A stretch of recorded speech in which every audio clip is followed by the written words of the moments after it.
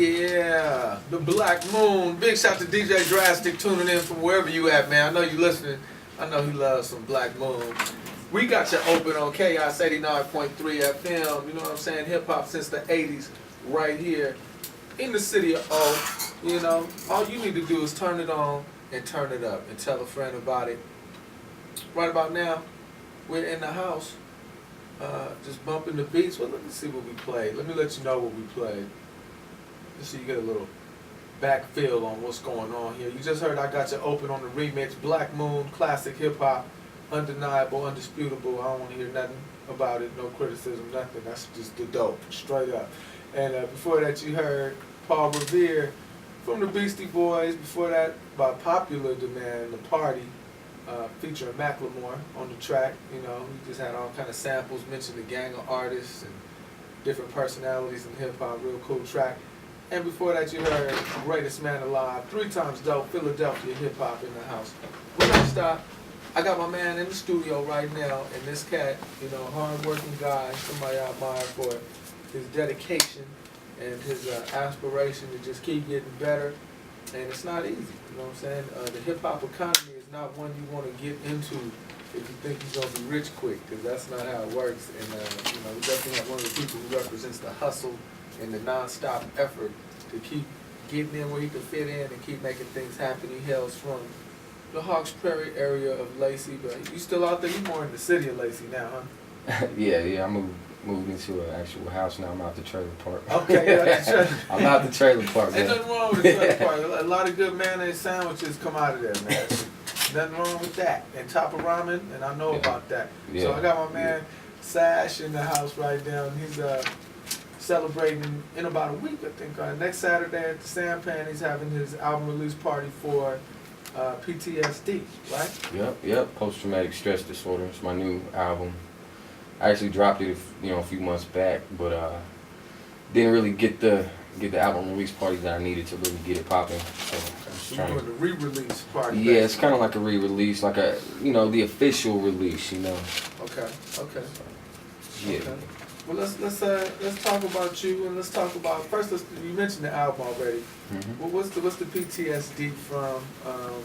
What inspired the title as far as your life or perspective? Is it storytelling? Is it more of a real life, stuff you've gone through? It's real personal. Like this album, it's real personal. PTSD, for those who don't know, post-traumatic stress disorder.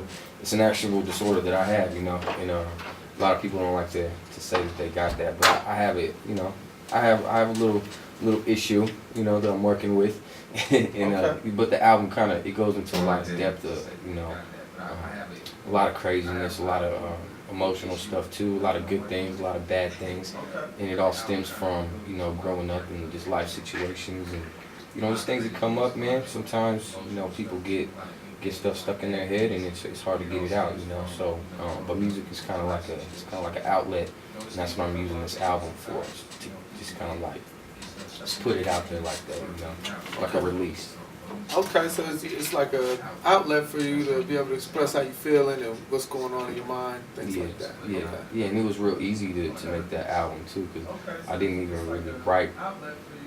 I didn't write on paper a lot of these lyrics on the whole album. I kind of just like put on a beat, whatever I was feeling that day. Just kind of, things popped up in my head that I was going through and stuff that I was feeling like. It just came out natural, And I got a studio at my house, so it's real easy to just hop in the studio and just put it down. You feeling it, you can go spit it right now. Yeah. I'm supposed to let you know Roswell Mansion's tuning in. Okay, oh yeah. What up, Ross? Yeah, that's my boy. Okay. Yeah. Good. So what? I know people. You're just gonna be like, look at the album and you'll find out. But give us a little peer into your life, man. Give us a little sample. The music speaks for itself. Right. Well, if you pick up the book, you get the CD. The DVD will show you everything. Give us a sample. Give us something so we're like, I want some more of that. Well, I got some club joints on there. Like, you always need to have at least a couple club joints, to perform at clubs for the ladies and stuff. But, as far as like the album, it starts off with like the intro is kind of me talking to myself, and it's kind of like a little freak out moment that I actually had, and I kind of just reenacted it on the microphone, like, yeah, I mean, it's really real. Like, this stuff really happens. You know what I mean? It's starting to flip out. You just can't help it. But that's the intro. Hold on. Were you talking to yourself or were you screaming at yourself? No, I was just, it was thoughts that were going through my head, and I Okay. was sitting down, you know what I'm saying, just by You myself. said a freak out moment, so I'm trying to picture what this No, I wasn't like throwing things and screaming. Hey, I'm just asking. Come on now, I gotta ask. You feeling like certain ways sometimes. Okay. Like, you know when you're broke and feels like feels like things just aren't going the right way. You just start start having a little conversation in your head with yourself. Let me let the listeners know that I know this guy, so I would never make light of an album or issue like PTSD. We know a lot of people with hard lives deal with that, not just soldiers who experience inhumane conditions out there in the field, but like this happens in our own community. So I'm not making light of that, but just no Sash.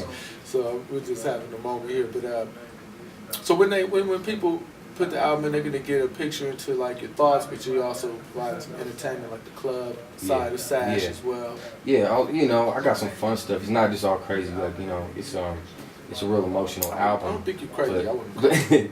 But I mean, some of the lyrics that I'm saying, like my wife, she thinks that the stuff I talk about. She's like, you're so psycho. I'm like, well, I can't help it. But I'm putting it out on the music instead of just lashing out. So I mean, that's a good thing. That's a great thing. That's a way better alternative than bottling it up and letting it explode, because that can happen too. Yeah, and at the same time, like I'm putting myself into it, but I'm catering to other people as well.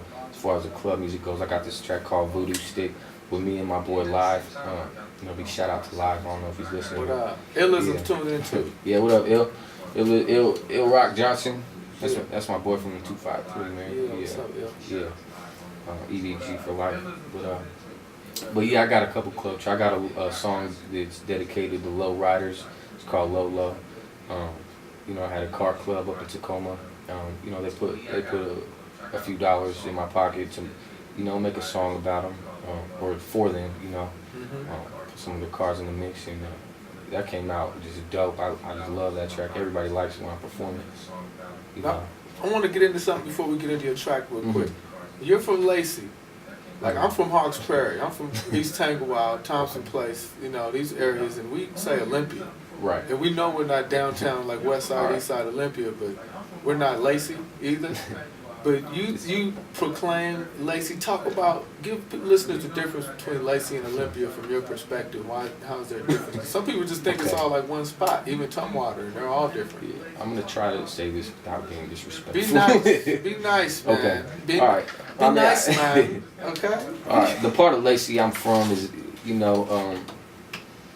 it's like, there's like four corners, okay? And it's kind of like the unincorporated, unwanted area of Lacey, in my opinion. Lacey's a real mixed community. People don't understand that. More diverse ethnically than Olympia, for sure. Yeah, oh yeah, definitely. I mean, it's just a big mix of everybody.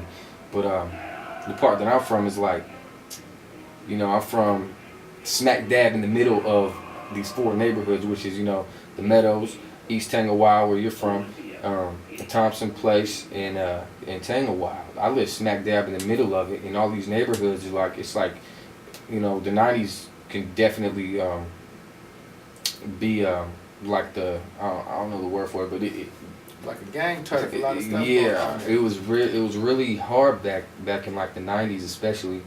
It's calmed down a lot now, but it was just gangs and stuff, and even now people still remember that, and they're like, oh, you're from over there, Yeah, people actually kind of get a raised eyebrow when you say, yeah, we're going to Hawks Prairie.